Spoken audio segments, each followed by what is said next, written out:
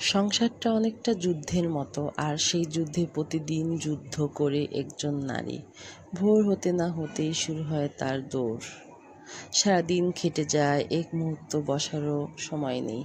আর দিনের শেষে কেউ জিজ্ঞেস করে না তুমি কেমন আছো। তার খাটুনির হিসাব নেই, তার কষ্টের দাম নেই।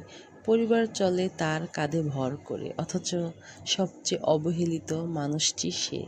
কারণ সে তো শুধু একজন গৃহিণী। কেউ ভাবে না মাসের পর মাস, বছরের পর বছর সে কোনো ছুটি ছাড়াই কাজ করে যাচ্ছে। না কোনো বেতন, না কোনো সম্মান, শুধু একটুখানি ভালোবাসা, একটুখানি সম্মান। এটাই তো চায় একজন নারী। সংসারের সব কিছু সে ঠিক রাখে, অথচ নিজের মূল্যই ঠিক মতো পায় না। কখনো কখনো মনে হয় সংসার কি শুধু নারীর দায়িত্ব? তার কি নিজের কোনো স্বপ্ন ছিল না? এক সময় আমিও স্বপ্ন দেখতাম, একটা ছোট চাকরি করব, নিজের পায়ে দাঁড়াবো, মা বাবাকে খুশি করব, নিজের জন্য কিছু করব।